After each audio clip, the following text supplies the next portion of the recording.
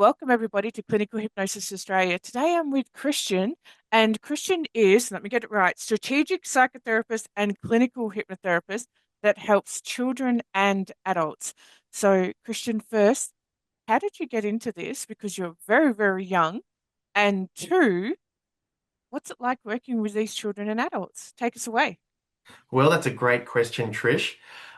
So I started my studies um, last year, so beginning of 2024, and then I completed everything I needed to do. And my mother is actually in the field as a hypnotherapist, counselor, NLP practitioner, psychotherapist, She's right up there. everything. Yes. And I was leaving my old career path, and she said, "Why don't you at least study this and go with the flow, see where it leads to, Yeah. and just have a play, really." So then I did the studies, and then I did the hypnosis, and then I did the strategic psych, and then I did the NLP, and then I just finished my counseling qualifications about a month ago. So, um, and then we got, and then after we did all that, she was like, "Okay, well, how about we have a go with the clinic and stuff?" I said, "All right, no complaints from me." So then got into a clinic, and then she, "Oh, how about you see this client, and then this client, and then this client, and this client." And then before you know it, I've got a practice manager, I've got clients, I've got this and that. So who knows where we're going? I Um, totally can imagine Amanda doing that. Honestly, yeah. always the soft approach. Yeah, always a very permissive, encouraging, supportive approach. So before you know it, I just woke up here with clients and this, and yeah, because of where we are, we're surrounded by a lot of childcares, and especially some of the clinics around heavily focused there. So and young boys, they love older boys. Young girls love True. boys as well. That's So a really good point. sometimes, as a child, you don't want to go see a lovely old lady. Sometimes Yep. you just Yep. don't want to. So it just helps with the rapport. It helps that understanding because Yep. not too many years ago, I was in their situation. Hmm. I'm not trying to remember back 40 years when, it was much, much sooner. Yep. And you sort of go where you get results, right? So I've been Yeah. having some good experiences, some great results with kids and their parents.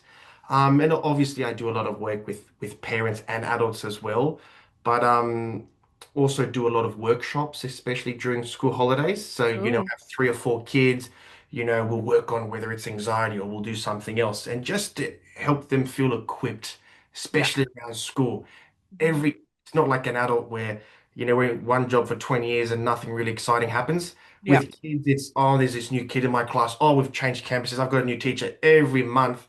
So school holiday workshops really help support that independence and coping skills Hmm. from the kids. So I do enjoy working with kids. And you're coming from a different realm as well, because you are so young, you've already tapped into that realm of technology, of social media, of technology changing really fast when it comes to trending and all that sort of stuff. So you can relate to that stuff, yes? Yeah, yeah, absolutely, Trish. I don't take all the credit. I have a wonderful practice manager who does a lot of that, all that IT specialists with the website and with all the portals and the booking systems and the notes and everything like that.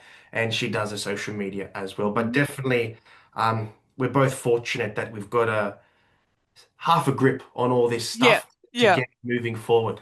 Yeah. So, what about your knowledge when it comes to the technology scene with children and adults not really understanding it? So, when it comes to gaming, whether it's on the platforms like Steam or Xbox or whatever, what about your experience with that? Because surely that's got to be something that younger people can relate to with you rather than this older person as such going, I don't know what's going on.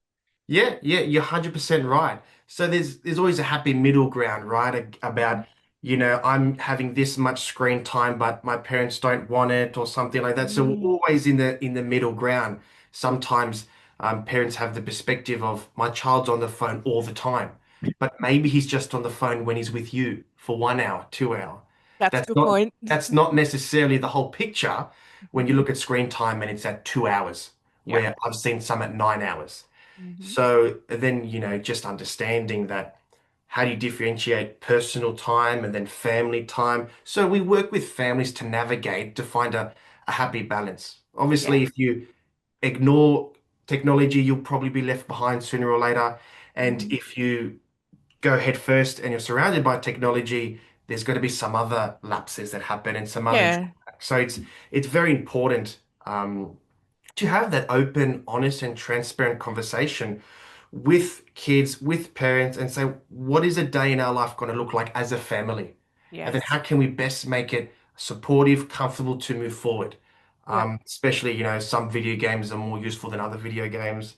Hmm. So that always generally comes up sooner or later in my experience. Yeah, I'm a gamer myself, so I know how toxic the scene is. Potentially, And potentially. yeah, yeah. And like, and what it's like to come into a scene and parents don't understand what the connection really is.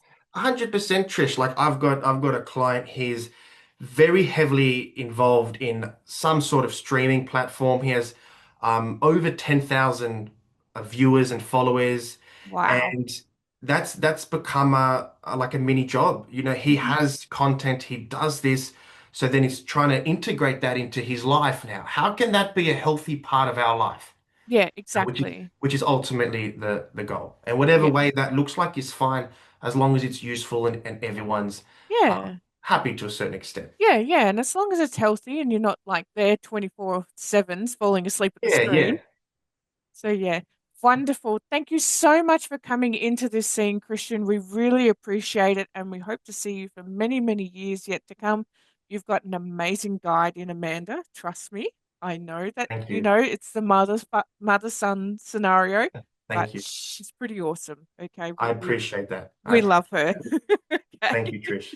So if you could give one tip to anybody who's listening to this, what tip would you give them?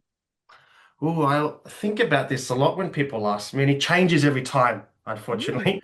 But I would just allow people just to recognize that though what they're feeling may be real, just recognize they have control. No one can make you feel anything. If you choose to feel something, that's okay. But just recognize that you have that control. No one can make you say or do anything. So just give yourself permission to just take back that control of yourself. Love it. That's just one thing that comes to mind. Yeah, we don't have to be reactionary. When emotions Yeah. are surfacing, it's okay. Yeah. Just go with I, the I flow. encourage people to respond rather than react. Exactly. You know. Exactly. Love it. So thank you so much for joining me here today, Christian, Thank you, Trish. and we will look forward to seeing you in the future. I See you, appreciate it. everybody. Bye. Bye-bye.